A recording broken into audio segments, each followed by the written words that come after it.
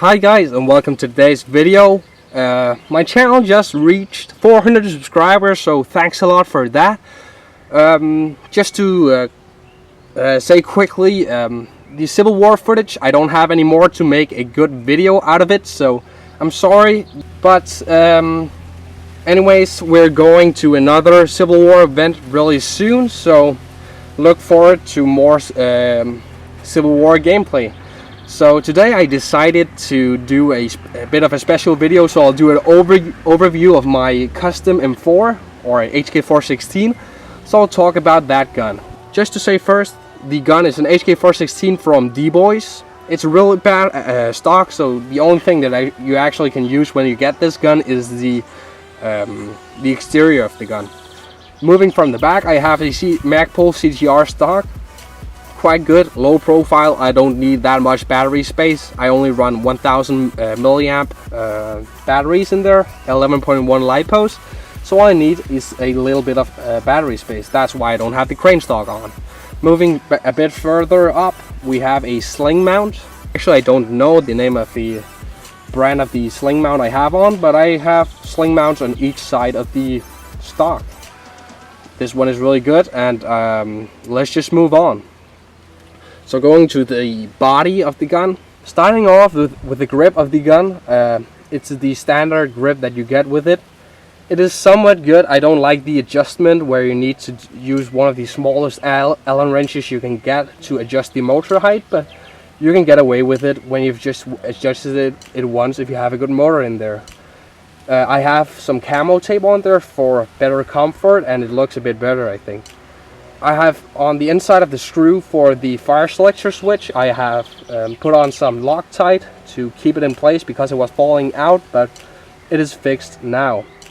I have a magic pin inside the gun because it holds the upper receiver better to the lower receiver. It's a really cool and easy mod, or not mod, it's just an extra thing you can have on there for no wobble at all. The mag I have in the gun right now is the Tokyo Marui low cap mag, which holds about 80 rounds or something. It feels really well and it fits the gun nicely.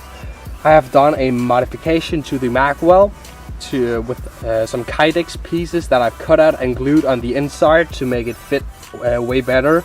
Because when you get the gun, apparently the mag well is way too big for a normal magazine, so the only mag that actually fit the gun is the mag that you get with the gun.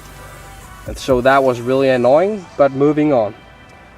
As a sight, I run a Vision King short dot that goes from 1 to 5 times zoom. It has a really nice eye relief and the reticle looks pretty cool. It has both red and blue glowing options inside the reticle itself, so that's really cool. I have it on the LaRue mount, but it's a Repro LaRue mount. I do not need it to need the actual quick detach function. I just need the looks. So moving further up, I have a Magpul sling mount on the bottom side of my rail, which is quite decent. It holds the sling pretty well and it does its job. Moving a bit further up, on the top I have the upgraded FMAP Q15, which has both white light and red laser. It's really strong, so I can recommend this pack box to anyone. It's a lot better than all the other types of pack boxes that I've seen before on the airsoft market. I'll be swapping it out for a GMP D-Bal at some point when I get my night vision, because I need the IR capability to be able to actually take aim. So moving down, I have the dual switch, which right now it goes only to my pack box, but I'll be getting a Surefire M600 at some point to have just a dedicated white light. Moving down, I have the RVG vertical grip, which is quite nice. It's a stubby grip, so it's really rough and nice. Quite short, which I like because I do run my thumb over on top of the rails, so I don't need that much grip space that you do get with some grips. So I do like that one a lot. I have the tape mod as well on there, both for extra comfort and for looks. Moving forward even more, I have the AAC M2000 suppressor, I think it's called, for the M4 model. It's only there for looks and for hiding my inner barrel. I have made, I have done my own paint job on there. It's a dusty look. I have dusted it even more since last you saw the gun. So it has a better tone, I think, actually. I do like this paint job a lot right now. I used Krylon. I used Krylon sand color, and I used some black to dust it off afterwards to give it more of a gray tone. I've used acetone to wipe off all the other paint that I didn't want on the gun to give it the dusty look. The sling I have is a Repro Aero 1 VTAC sling. It's really good considering it's a Repro and it's real AOR 1, so I couldn't ask for more except for the real one. It holds up really great, and I like 2-point slings over 1-point slings because you have more control over your weapon when you're not using it. So when you need to use your hands for something, it stays to your body much nicer than on a 1-point sling. So that was all for the exterior of the gun. Moving to the interior, I'll just stop this video and flip the gun around. So now the gun is flipped around, and I'll start to be talking about the interior of the gun. The barrel I have in there is a precision tight bore barrel. I don't remember the name of the brand. If I don't remember the names of some brands, I'll just write them on the video so I don't have to mention it over and over again. But yeah, it's a tight bore barrel, 6.101 millimeter, I think it is. But yeah, the hop-up I have is a Systema hop-up, but I'll be swapping it out for a ProWin hop-up to make it a lot easier for adjusting the hop.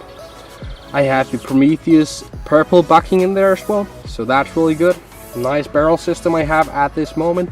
I use a motor spring, the spring you have on the top of the motor, to hold the hop-up up against the nozzle much cleaner than just using the weak spring that you do get with some guns. So moving for the gearbox itself, I have SHS gears in there, and I have an SHS piston in there as well. I run a M110 spring in there for more knockdown power. I had some trouble with making guys call out hits the last few events I went to, and I do blame the gun quite a bit because it was shooting quite low. So I have another spring in there. I have another cylinder head and a nozzle to give more air seal, also to make it shoot harder and more consistently. So that was really nice. I have a Pico MOSFET in there to get the active braking and the more crisp trigger response. I needed the active braking because I had some problems with overspinning in the gears. So sometimes it would shoot two shots in semi-automatic, so that was really annoying, but I got it fixed. So other than that, I do also have another cutoff lever. I think it's a KWA, but I'm not sure about that. Either KWA or it's a SNH one. I have another contact set in there to get much cleaner contacts when I pull the trigger, and I have an SHS trigger in there as well because I had some trouble with the older one. The motor I have in right now is an SHS motor, high torque. Before that I was running a GMP M170 devil motor, which was a bit too rough on the fully automatic, and I don't normally run full automatic, but when I do, I want it to be a bit slower, so that's why I got this new motor for it. I have wired it to Deans because they do help a lot. So that was actually all for my internals as well. Most of this is actually swapped out. Some of the things I didn't really need to mention because they don't really do much for the performance. It's just things that makes the gun more reliable, and there are better parts in there. So let's move on to my sidearm or my pistol. I'll just turn off this camera and we'll go to that. So we are zoomed in and ready. The sidearm, I have not done any internal modifications as of now. I'll tell you why in a minute. But the pistol I have is the version 2 of the KJW P226. So it can take CO2 max, which is quite nice for when you live in Denmark because the weather is changing a lot, and it is quite cold sometimes, and gas guns don't work that well in the cold. So the gun is quite nice and decent in its shooting. It's just a good, it has a good kick when you shoot it because of the CO2, and it's quite reliable. I have a Surefire X300 with the, I got it with the pressure switch, which works for Glocks, but when I have it mounted on there, it doesn't go all the way back to the pistol grip. But I don't mind it when I have it on there. I just need to learn how to actually push it, which I have at this point. So it's a really strong light, and it's quite nice to have it on there. I do need the light also because when I run this gun, I run it with a Safariland holster. I don't remember the exact name of the holster, but I'll just show you it. It's just filling up the frame here. But here you can see the holster. It's a Safariland. It's the one where you don't have the hood over it, which you have with some versions of the Safariland. You just have a push button. It's really nice and reliable. I have it UBL modded it, so I can have it under my belt line. So that's really nice as well. Okay, so that was actually all for my guns. I'll just show you a bit of shooting with the guns, just so you can see how they actually perform.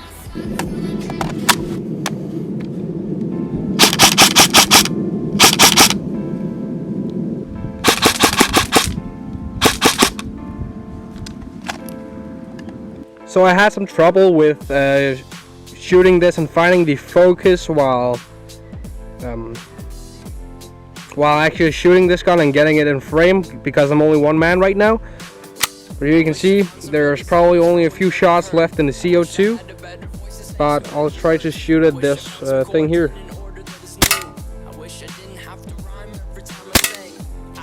You see some shots from the side here.